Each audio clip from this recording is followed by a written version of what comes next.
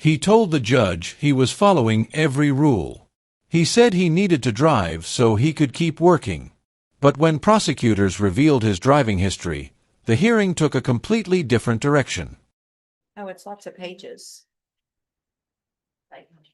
All right, let me hold this for a minute so I can go through that. I did not see it.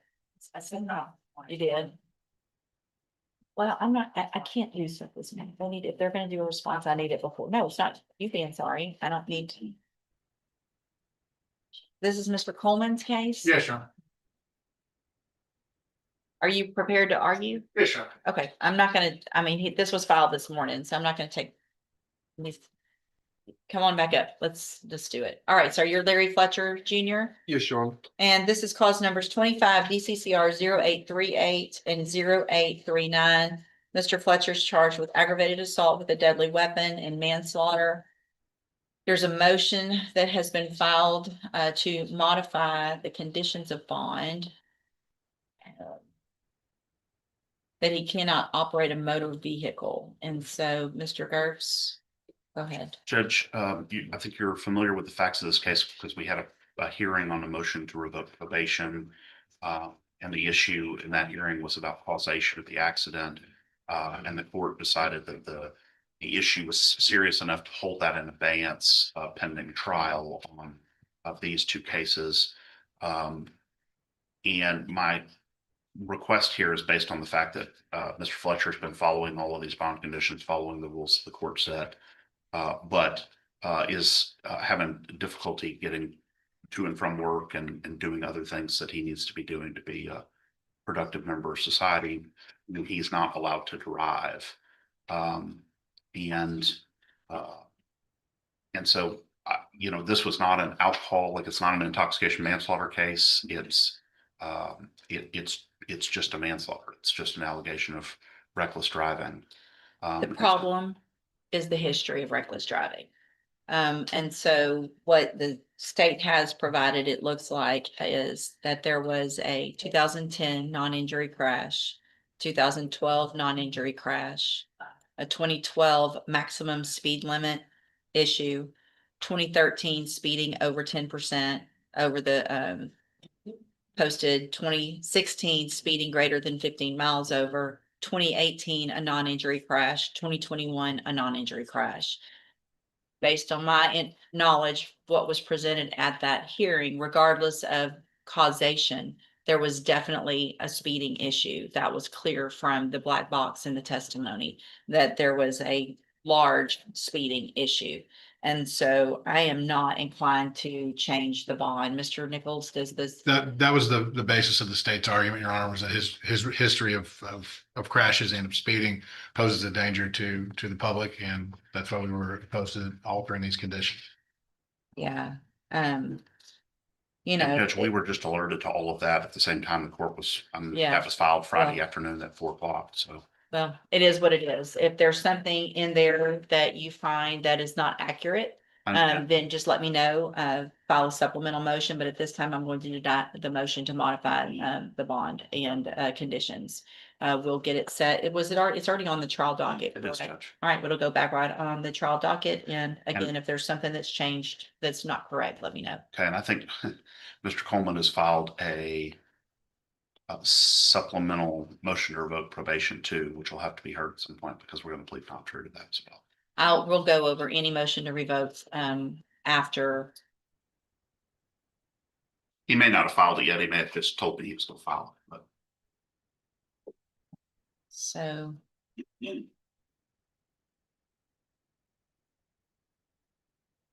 That the only two cases are on here are the trial cases, not the motion to revoke cases on our docket, correct? Yes. Okay. All right. If something comes through that I need to hear, but my thought is still to go forward with the trials first and then to deal with the probation. I understand. Unless there's something else significant, another new case or something. I'm not aware of anything, Your Honor. Okay. Well, and let me back up and say, it's not a new case. In the wake of the motion to revoke probation hearing, Mr. Coleman filed a federal case relating to the gun that was found. Yeah. Okay. So and he's not a convicted felon, but we'll argue that when it's time to argue Okay. that, but that's what the new case is. Okay, that was something that I've already heard in that motion to revoke to some extent. Correct, yeah. Okay, all right. We'll see you back at the trial date then. Good morning. Are you Leandre Simi? Yes, good morning, John. And this is cause number 23 DCCR 0628. Mr. Simi is charged with criminally negligent homicide, a state jail felony. And what is the announcement? Judge, this was a case that was on the trial docket here and then got moved to the drug court at some point, and then now, without talking about details, it's been brought back to this court. Right. So our request would be, Ms. Malfino and I may be able to work this out at some point, but right now, with his immigration status, et cetera, it's a necessity that we try this case. Judge, I know that it's very old. It may be a discussion if the court would allow it. We could have off the record in the back whenever it's convenient for you. I understand the reason it came back. There are a few things I'd like to know about that too. Before we just pop it right on the trial. Okay, that's fine. Could we maybe then put it for a review in 3 weeks or something? Yeah, let's do that. Let's do about 3 weeks and a reset on a review, and you guys. Can it just be a review that he has to come all the way in from Florida? So is it the kind of thing that we could do a review and just note that he doesn't need to come from Florida, or does he need to come back for that? Well, if we're gonna put it on the trial docket at that point, I'll need a rejection. So I don't know if y'all wanna We've done a rejection previously, I believe, Judge. see. You don't see it? Yeah. It's not, Because of that. I know. But they also, yeah.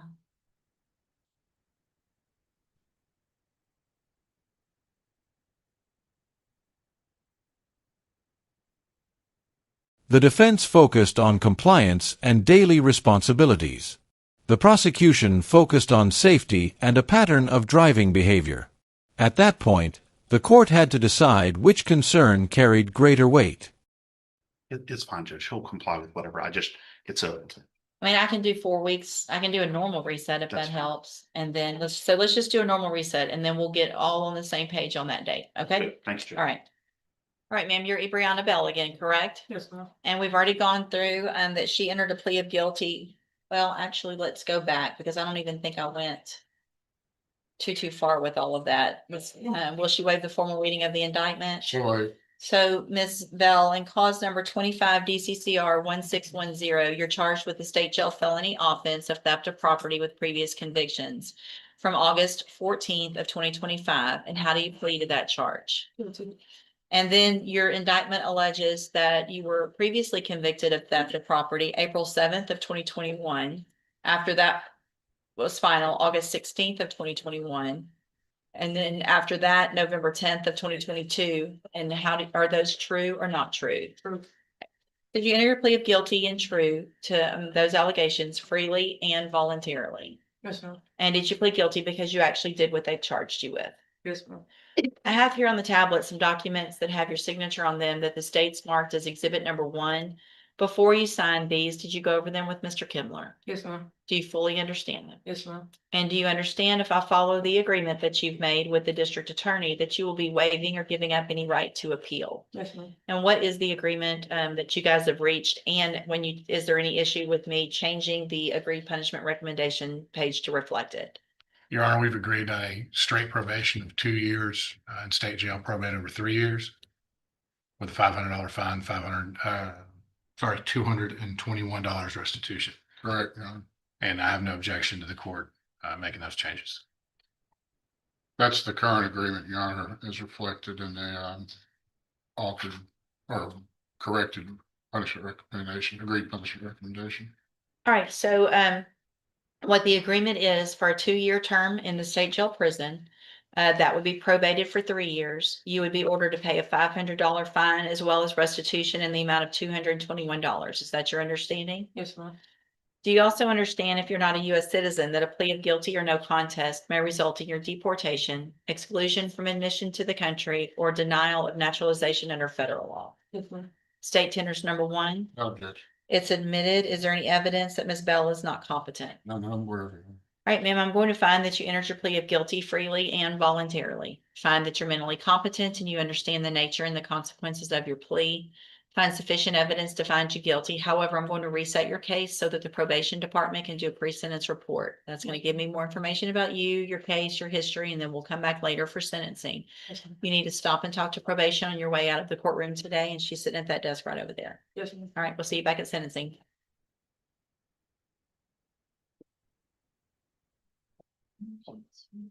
Miss Bell. Hey, Miss Bell, come back for a sec. If I test you this morning, you gonna have anything in your system? No, ma'am. Okay, let's double check that, okay? Have a seat right over there so I know for sure. All right, so you're Justin Payne. And Mr. Payne, in cause number 25 DCCR 1358, you're charged with the second-degree felony offense of aggravated assault with a deadly weapon. And that's from September 5th of 2025. And what that means is that if you go to trial and you're found guilty, the range of punishment would be between 2 years and up to 20 years in prison. Do you understand? And I have here on the tablet a plea bargain rejection that you've signed with Mr. Kimler that shows that the district attorney's office has made an offer if you wanted to enter a plea of guilty for a 10-year deferred probation. There would be a $500 fine. You have every right to reject that. I just want to make sure you understand what the possible consequences are if you go to trial, what your options are if you wanted to enter a plea of guilty. And do you understand all of that? Speak up. Yes, ma'am. And do you want to reject that offer and have your case set for trial? Yes. Is there any reason, Mr. Smith, for that you know that that offer would change? Judge. Any evidence that you're waiting on? All right, so I want to make sure you understand, Mr. Payne, that after today, I will not accept this plea agreement unless there is new information that your attorney or the district attorney doesn't have right now. So if you want to go to trial, we'll get your case set on the trial docket. We'll let a jury decide. I just don't want you to place it on the trial docket thinking that somehow it's going to go away or it's going to get better offer. Do you understand? All right. Always a chance. Well, I mean, it can get dismissed, but if that's not on the table right now, and I won't accept this later, you understand? And do you want to go forward with setting your case for trial? All right, we'll get it set on the trial docket. Stay in touch with Mr. Kindler. He'll begin preparation for trial and we'll see you back on the trial date. All right, this is cause number 25 DCCR 1253. Mr. Wars tested positive for THC, methamphetamines, amphetamines, and ecstasy MDMA. So we are here on a sentencing. Obviously, he's not in a position today to understand the sentencing. So what I'm going to do at this time, I'm not going to reject the offer. There might be some things still that would be considered because of the nature of that offense with the probation, but I cannot obviously do it with his current state of mind. So I'm going to revoke Mr. Ward's bond based on the nature of the offense, which is a driving while intoxicated, third or more. How'd you get here today? You got a ride or you drove? Okay. So I'm going to revoke the bond at this time. There will be no bond. I'm resetting the case till next Monday for sentencing. And then I'll decide at that point whether or not I follow the agreement. And if so, Tuesday, he'll be in custody Tuesday. I'll reset the case for next Tuesday for sentencing. And then if I go along with the agreement, I'll figure out what additional conditions, which I already had PSI recommended ISF. ISF already, but it might be something a little more lengthy than that. Go with the bailiff. Thank you. Judge, I can get with the counselor to let her know about today Okay, and see if there might be.